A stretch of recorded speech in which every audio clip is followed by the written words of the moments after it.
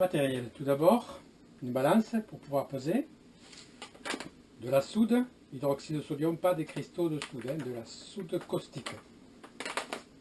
Dans mon cas, de l'huile d'olive, de l'huile bio de noix de coco, de l'huile de noix de coco, des moules pour mouler, de la cire d'abeille, j'ai pesé ici 50 grammes, j'ai pesé ici mes huiles que je mets au bain-marie, 150 g d'huile de coco et 300 g d'huile d'olive. Je peux y rajouter les 50 g de cire d'abeille. Comme matériel, donc le bain-marie qui est ici, le batteur, mixeur plongeur, et on va peser maintenant l'hydroxyde de soude. Donc d'après les proportions, je dois mettre 66 grammes, c'est très précis, 66 grammes d'hydroxyde de soude.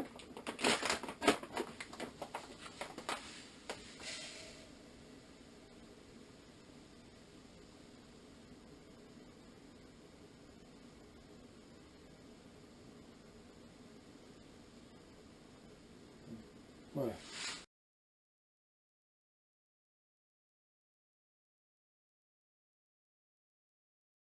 Voilà pour la soude. Surtout, on va le préciser au niveau sécurité, c'est le plus important. Jamais mettre de l'eau dans la soude. Ça va être l'inverse. Donc je vais peser l'eau ici, dans un pichet.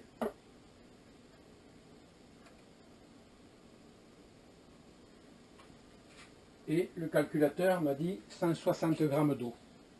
Calculateur Mandrelandia.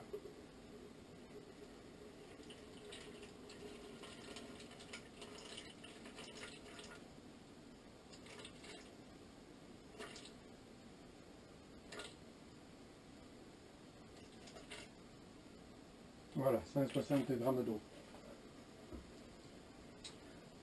Pendant ce temps, le bain-marie est en train de faire fondre l'huile de coco et surtout la cire. J'ai un thermomètre ici qui me permet de suivre l'évolution de la température. Puisque ce qui est important, c'est que le corps gras d'une part et le mélange soude et eau soient à peu près à la même température. Ici, dans le cas d'une saponification, qui est non pas à froid ni à chaud finalement, parce qu'à cause de la cire d'abeille qui fond à 65 degrés, on ne peut pas descendre à 40 degrés qui serait une saponification à froid, sinon elle va figer.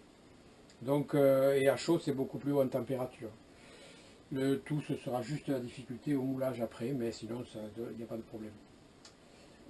Voilà, donc je peux mélanger maintenant, mais là il faut aérer. Il ne faut pas le faire à l'intérieur, puisqu'il se dégage des vapeurs qui sont très toxiques. Je vais donc mélanger la soude et l'eau et le faire à l'extérieur et attendre quelques minutes que toutes les vapeurs toxiques se soient évacuées.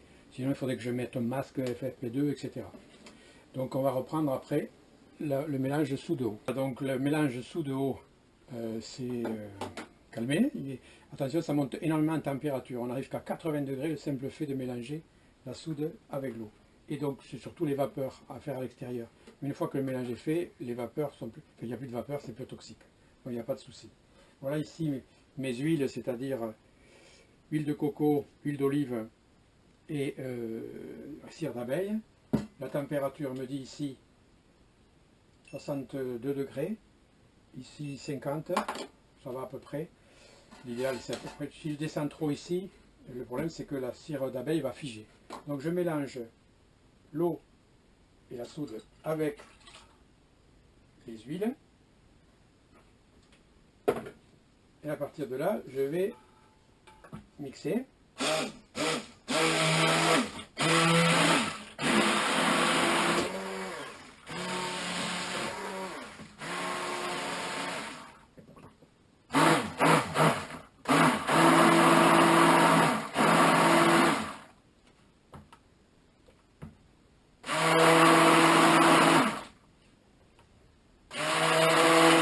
Curieusement, le mélange a une couleur énorme d'huile d'olive qui disparaîtra après au refroidissement.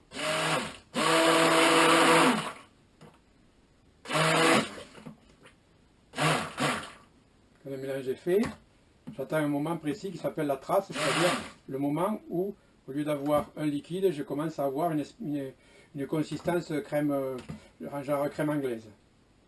Pas tout à fait le cas.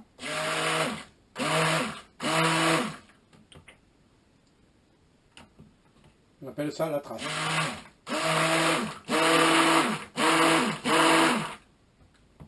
Quand j'arrive à la trace, que ça commence à rester sur épaisseur par-dessus la, voilà, c'est le cas là, je vais pouvoir ajouter la fragrance, c'est-à-dire l'odeur miel, le goût miel, avant de mouler. Donc pour ça, je vais rajouter cette fragrance miel qui vient de la ville de Grasse et je vais compter 30 gouttes pour ma quantité.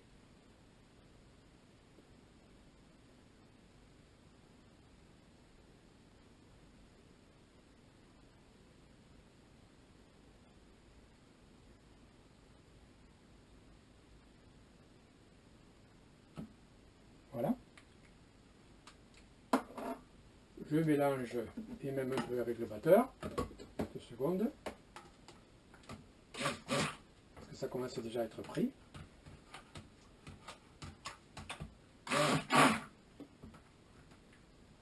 Voilà, et là je n'ai plus qu'à mouler.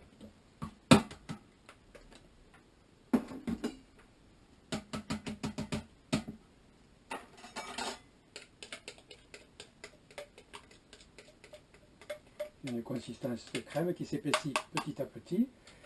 Si on ne veut pas avoir trop de bulles dans le savon, il faut faire assez vite à ce stade-là.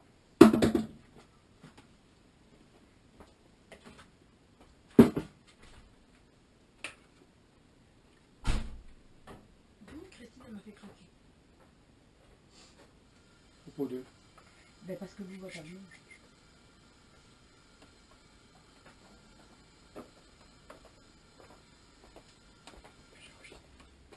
Mais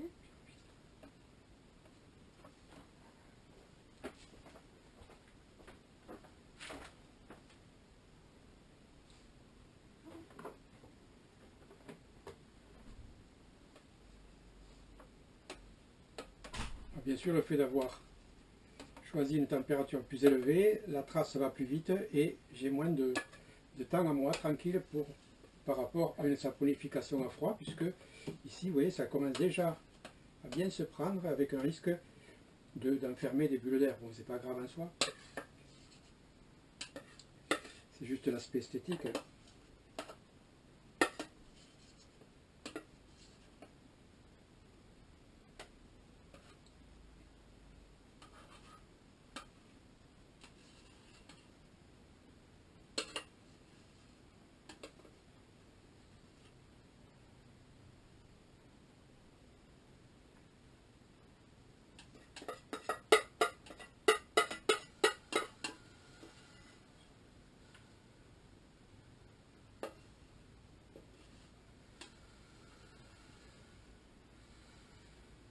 Peut-être que le dernier savon sera tout petit, mais je vais aussi récupérer en égalisant.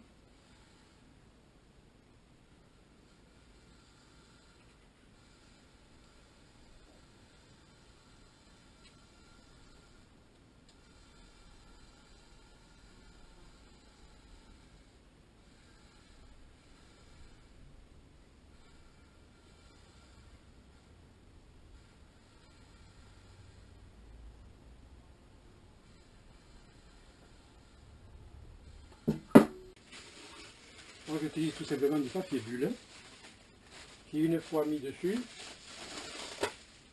va donner un aspect alvéolé. Voilà. À la partie supérieure du savon.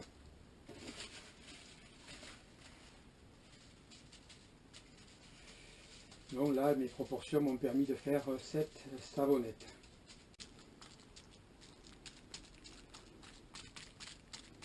À ce stade-là, je vais laisser reposer 24 heures ou mieux 48 heures, selon la température.